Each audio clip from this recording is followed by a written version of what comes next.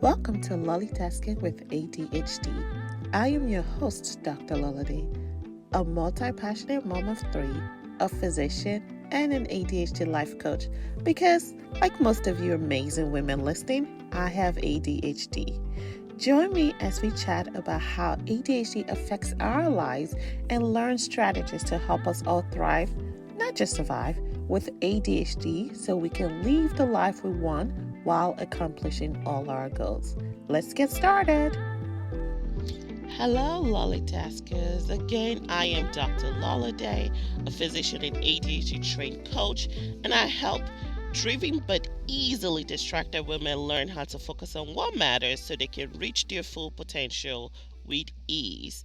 So before we get started, I want to give a shout out to Bisala. Bisala left a review for us. She said, I love your podcast and what you're doing, Dr. Lolliday. You continue to show us that no matter what diagnosis we have, ADHD is not what makes us. We can always thrive in spite of our ADHD, and for that, I thank you.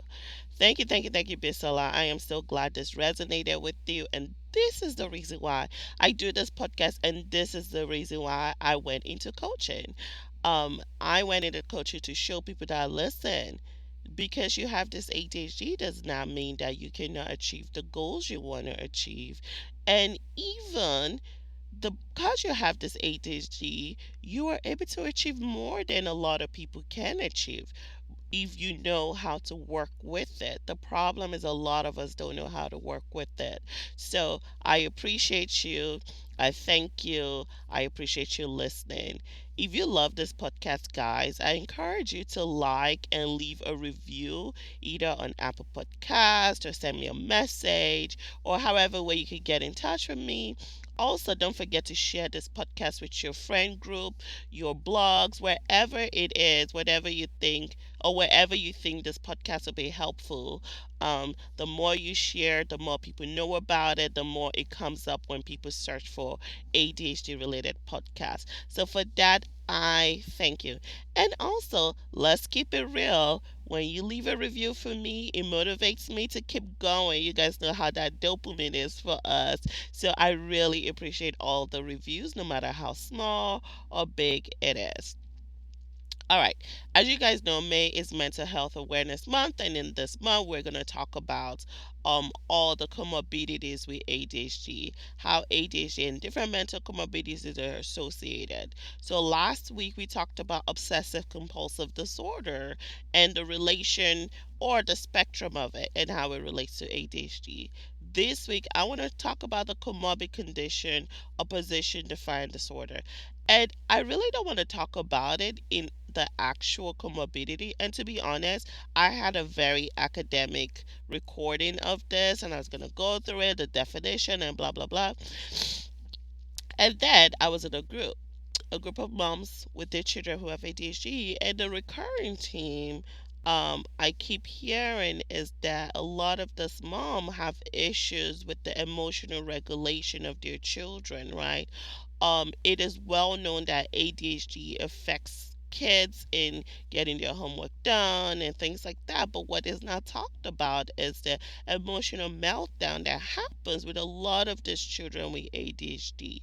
So I keep hearing about this Defiant kids. They just go from 0 to 100. And this is so like us. And how can you deal with this at home, right? So I know this is typically for women who have ADHD, but today I really want to dedicate it to the children, okay? I feel compassion for both the children and the moms. And in true ADHD fashion, I wanted to help. And the only way I know I can help is to dedicate this episode to all mothers out there. Either you have ADHD or not, that are raising children with ADHD and trying to figure it out. Please hang in there. I know it's hard. So while I'm still going to talk about a little bit about opposition defiant disorder, I'm not really going to talk about it. I'm really going to talk about how emotions affects us, right? And I'm going to tell you why I'm going to talk about that in relation to ODD. Okay, so I'm just going to say ODD because opposition and defiant disorder is a little long. So, did you know that about 40 to 60% of children with ADHD have also been diagnosed with opposition defiant disorder. So, what is ODD? ODD is defined as aggressiveness and a tendency to purposefully bother and irritate others. A person must display a pattern of negativity, hostile, defined behavior lasting at least 6 months, during which four of the following, and the following I'm going to list the ODD symptoms: often losing their temper, often arguing with adults, often actively defying or refusing to comply with adults' requests or rules, often deliberately annoying people, often blaming others for his or her mistakes or behavior, often touchy or easily annoyed by others, often angry and resentful, and often spiteful and vindictive. ODD is so specific, and I actually think it is overdiagnosed in ADHD, to be honest. While I do think we may have some of the symptoms, a lot of it that says, oh, for sure you have ODD, I just think that it's emotional dysregulation that has not been realized, right? So I'm going to say it, and I know it goes against the grain. I am not a psychiatrist, so please feel free to disagree with me. But just like the increased comorbidity for anxiety in women who have ADHD, this happens more in unmanaged ADHD in women.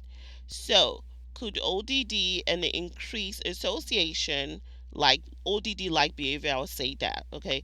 Could ODD like behavior be unmanaged ADHD in children and the manifestation of emotional dysregulation? I really do think that's what it is. Like, a lot of these children, I don't think are truly ODD. A lot of these kids do not do it purposefully. A lot of these kids truly go from 0 to 100. They're like an agent 1 minute, and they're like you know, the other word, the next minute, because they just cannot regulate their emotion, not because they're trying to be mean and vengeful or vindictful or spiteful. A lot of these children are not. Some are, but a lot of them, majority of them, are just not that, right? So I think there has to be a rediscussion on how are we managing our kids with this. And a lot of people say, oh, when he's on his medicine, he's fine, right? Well, if it was truly ODD, would that truly work, right? And also, it lets you know that it's that, again, hypersensitivity that's going on, that impulse to just go from 0 to 100 that is going on. Okay? So, I'm not necessarily going to talk about ODD today, or I'm going to say ODD like behavior. So, I'm going to talk more about the emotional dysregulation issues we have in ADHD, especially in children. People who don't talk about this part of ADHD can often be the most challenging to deal with, right? Like, yes, you take your medicine, but do you as a parent have the toolbox to help with that emotional dysregulation that your children go through? And I'm not saying adults don't do it. It's a separate conversation and a separate podcast that I will talk more specifically for adults.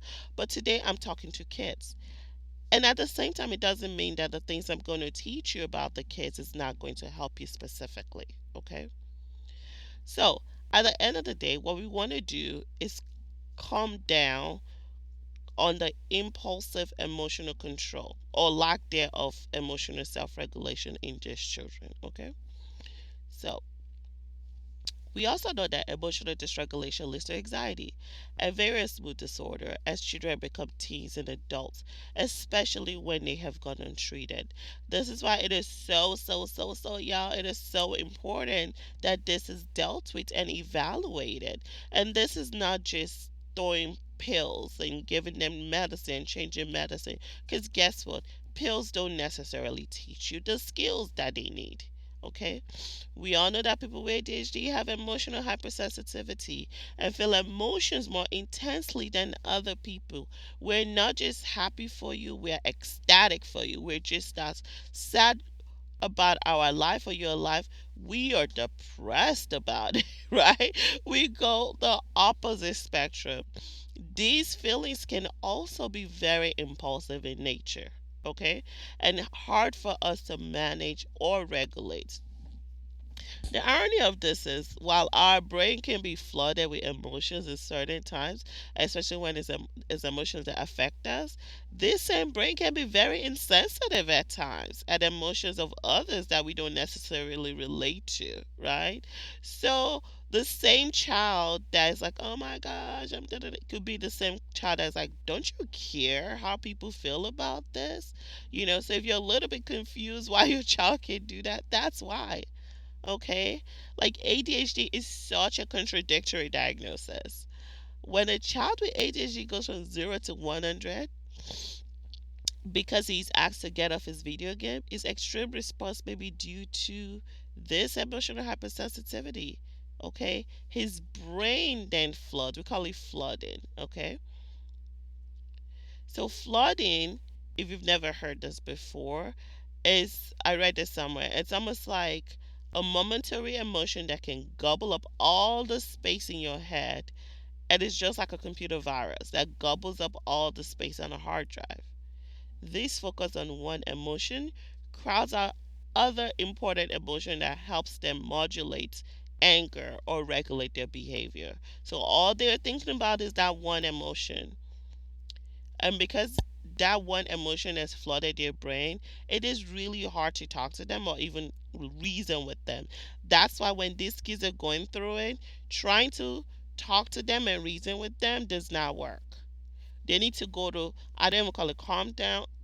I don't call it time, I call it calm down area. They need to go to their calm down area and get themselves together first. Then they could get back and we could work on it and we could talk about it. Okay. So I just want to just give you top 10 things you can do to help your child. And this is Dr. Lola Day, the mom, talking now. Okay. I don't necessarily coach children with ADHD because you guys know I am a sucker for kids. Like, I am such a sucker for kids. So I know my strength. My strength is with driven women who want to achieve it and optimize their goals. However, I do think kids need coaching. The earlier you coach a child when they're younger, the better it helps them, and the earlier it helps abate all those symptoms that happens as teenagers and young adults and older adults, because now they can self-coach themselves, right? If you were at my master class last week where I talked about what the heck is coaching, I talked about how the idea of a coach is not to tell you what to do. A coach is that person who teaches you to ride the bicycle of life. As long as you don't get off the bicycle of life, you can keep going. As long as you keep paddling, right? But what if you can't even start the bicycle? And that's the problem with ADHD. What if you don't know how to ride a bike? And that's the problem with ADHD. So, a coach is that person who helps you get on the bike, helps you hold the back seat, helps you learn how to balance. That way, you can ride the bicycle of life on your own. So, this is why I, like you guys know, I believe it's a holistic approach to managing ADHD. And I'm a sole believer in coaching because at the end of the day, we need that life management skills that come easy for the neurotypicals. Okay. So let me get off my soapbox on coaching and talk about the top 10 things you need to do to help your child with their emotional dysregulation. So, number one, routine. While we do not like structure, structure saves us. Your child wants to be, spontaneous and he doesn't like to be boxed in. So what I recommend for parents is you need to practice what I call freedom within boundaries. That means you still have your structure, but you may want to give some leeway, okay? So for example, a freedom within boundaries is okay, bedtime is 8:30. Maybe not necessarily like say, okay, we're going to like change our bedtime from 8 o'clock or whatever. Okay, let's say bedtime is 8 o'clock. You want the kids sleeping by 8:30. So maybe what you need to do is, okay, I need you in your room and lights out at 8:30. What you do during that time, that's on you. But I need lights out and in your room at 8:30, right? That may be a little bit rigid. I'll come up with some other example. Okay, maybe I would say, okay, you could play video games, right? I will give you 2 hours to play video games, and you get to choose between the 6 games. Pick one, right? Versus this is the only video game you can play in this 2 hours. You see where there's a little bit of freedom, but you give them a choice within the structure that you created. I think that's a better example. Okay? And routine is also good for kids with ADHD because it lets them know what to expect. And when things need to change, you want to give them long notices. Like, we don't like all of a sudden you change things. So, an example of this is, let's say you go to a party. This actually happened yesterday. We went to a birthday party and it was time to go. And about an hour before we left, I was like, guys, we're going to be leaving in an hour. In 30 minutes, I'm like, guys, we're going to leave in 30 minutes. 15 guys, we're going to leave in 15 minutes, right? And we literally counted down. And then when it was like 10 minutes to go, before we left, I'm like, guys, go put on your shoes. We're going to leave in 10 minutes. And then 5 minutes time, guys, go say bye to your friends. We're gonna leave in 5 minutes, right? So it gave them time to kind of warm up because I was changing them from something they really love to do to something that they really didn't like to do, right? And then even in me telling them, okay, we're gonna leave in 10 minutes because we have to go home and blank, right? Because we have to do this. So it's not like I'm pulling you from something you love. I'm moving you into something you love better, right? So there was something we needed to do at home. They were excited to do. So I used that as a way to help them break that routine, and that way it modulates their behavior a little bit better. Number two, and this is for you moms. We don't want to hear this, but we need to model good behavior. Do you have emotional dysregulation yourself as a mom? Do you need to get evaluated and manage about your emotion? Do you need a coach? That's why I come in. Help me up and accomplish with ease, okay? We need to learn how to control our own behavior. Try not to yell over them, it's not going to work. The whole power dynamic and power struggle is not going to work. We need to try to learn to stay calm. And staying calm does not mean being a pushover and being disrespected. No, no, ma'am. Being disrespectful is not allowed in my house, okay? Staying calm means you're not yelling. Because guess what, though? Yelling can actually be sensitive to your child. And not only can it be sensitive to them, they can become desensitized to your yelling. And then your yelling has no effect on them. All your yelling does is gives you, not them, because they don't even, they like tune you out when you yell now. And what it basically does is it lessens the effect of what you're trying to get across. And what it even does more is gives you, the mom, hypertension, right? So I think there was one time I was like yelling, and I was like, why am I even yelling? Like, these kids don't care. They really do not care that I'm yelling. So I chose to not yell anymore. When I need them to do stuff, I say it once, I won twice, and by the third time, it's a consequence. It sounds harsh in the beginning, and it's hard in the beginning, but the more you do it and the more consistent you are in doing that, they know I don't play. One of the consequences that my kids have is like taking time away from their screen time. Their iPads are connected to my phone. I tell them once, pick up your clothes from the floor. Kids, there's a second time I tell you, don't let me tell you the third time. Pick your clothes up from the floor. If I come back 5 minutes from now and the clothes are still on the floor, guess what? Guys, I told you twice. So I am taking 10 minutes out of your screen time at this point. Pick the clothes up from the floor. Don't let me tell you again. And then I give them the consequence of what I'm going to do, like my escalated consequences, if they still don't pick it up after the third time. You see how stern I am and calm? I'm not yelling. I'm not screaming. It's infuriating when you tell a child something multiple times and they don't do it.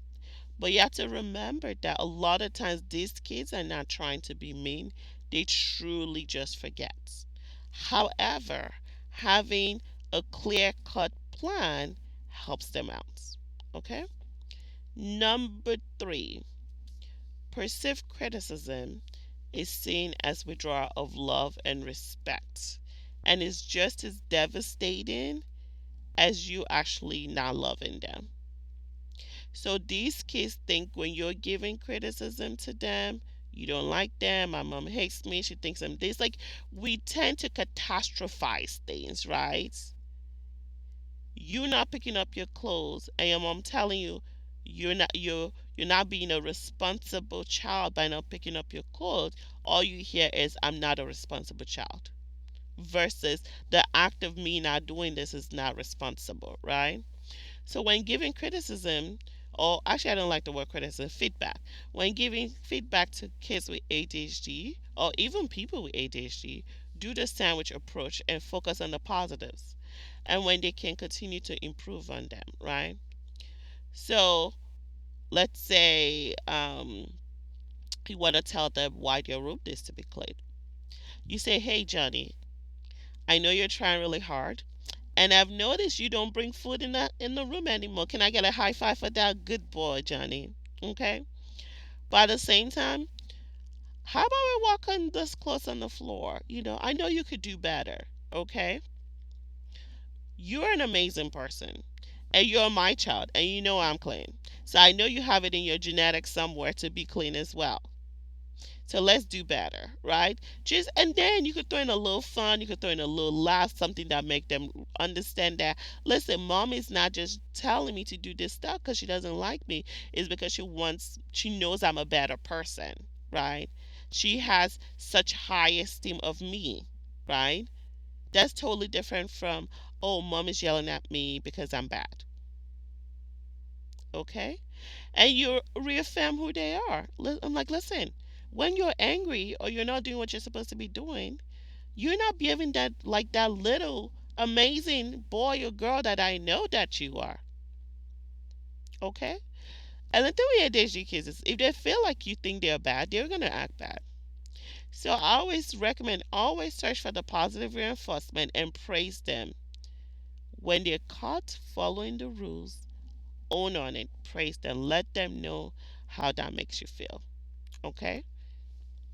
And I'm going to talk a little bit about that later on. Number four, know your child. Make sure you are intentionally spending time with your child, not the whole kids one on one. Talk to them, ask them to help you understand them, ask them how, when they're angry, how it makes them feel. You may need to repair the relationship you have and maybe get a therapist or something, but it is very important you know your child and have a true relationship with your child. And one thing I don't want you doing is comparing them to your other children, other cousins, other friends. Why can't you be just like blank? That is so wrong. Don't ever do that. It's okay to give them the title of being the amazing big brother or big sister, or in letting them know that, listen, your younger one is looking up to you. Or even if they're the youngest, listen, there are other young kids looking up to you because they think you're so cool. So you got to do better, right? Because people with ADHD also have huge value system for them. Like value is so important. So you got to help them see the value of being the child that you know they can be. Number five, teach them how to manage their emotions. You got to teach them that they have power over their reaction. They can't change what people do, but they can truly, truly change how they react. Okay? And in their reacting badly or negatively, they're giving power away to that person that made them feel a certain kind of way. There are acceptable ways to deal with emotions, you know, and they're not acceptable ways to deal with emotion, and they're helping them deal with water emotions. How do I deal with it? Again, you can enlist a therapist or coach to help you with this. Make sure you have a lot of discussion when he's not in the point of no return. Like when they're mad and angry and in that point of no return, talking to them just does not work. But when they're out of it, maybe close to when it is, I wouldn't go like a day or something, right? Go ask them why they did what they did. Be curious. What were they feeling? How can they stop themselves? How can mommy help you? Is there something mommy can do to prevent you from reaching that limit?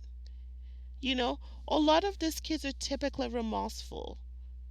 So ask them, should we create a calm plan, right? Is there a calm area where when you start hitting that, when I say go to the calm area, you immediately go to the calm area? And also tell him why it's important he follows this plan, because no one else will listen to him or work through it with him the way you're doing. All right. Number 6. This also kind of goes with managing your emotion. Remember when I talked about I have consequences and I only do 1 to 3? It is so important to follow through on your consequences. We cannot afford to let them not manage it. If you guys don't know, I am African American, especially African American children. Let's just keep it real. As a black parent, as a black mom, we have PTSD, chronic PTSD based on what's going on in this world, okay? ADHD can be hard, especially with emotional dysregulation. Our black children do not have the luxury to just be left alone, which is basically the teaching, leave them alone, they'll outgrow. No, they don't have the luxury. This is why it is very important to teach them how to manage their emotions. That way they act appropriately to teachers and authority figures. We cannot just leave them alone, because authority figures are not going to understand that, this is just him going from 0 to 100. When he calms down, it truly does not mean it, right? While we are giving them consequences now, our consequences are fair and based on previously talked about consequences. The consequences they're going to engage in the world may not be fair, and unfortunately may actually cost them their life. So it is very important we follow through on our consequences for this reason. That way they understand that my emotions, either I could control it or not, has consequences. And when you're following through on your consequences, like I said earlier, don't yell. Use a stern but low voice and have them calm down, or give them space to calm down. You may need to walk away. Have them walk away. Always set clear boundaries and communicate what will happen if they break the boundary. Use the if then approach. So, like my if then approach is, if you do this, then this. And realizing that the consequences could be good, bad, or neutral. Because for every action, there is an equal reaction. Okay? Consistency is key, and continuing and to keep up with follow through. Okay? Number 7. When telling them to do things, help help them help you. Right? Give them short, concise directions. Excuse me. Avoid this multiple step things. When you get to my room, get this. Now when you get that. No, no, no, no. If you have to give them multiple sequences, make sure they write it down. Okay? And also, like I said earlier, make sure they have a countdown time till they stop doing things. Don't just switch things off on them. They need to gradually accept that they're coming out of that phase. Number 8. Again, like I said earlier, catch them doing something good. Actively seek good behavior. Praise them more than you correct them. Maybe do like a tracking for 2 days. How many times am I saying, don't do this, don't do this, da da da da da da da da? That comes off eventually as nagging. Positive reinforcement actually increases the dopamine so much more because happiness helps ADHD. Just like we have rejective sensitive dysphoria, we can lean into our recognition responsive euphoria.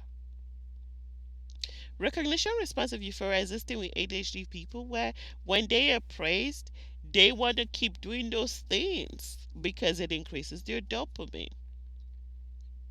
Pick your battle. You don't have to nag about everything. Maybe this month we're going to focus on homework and help us get the routine and strategies to help us do better on our homework.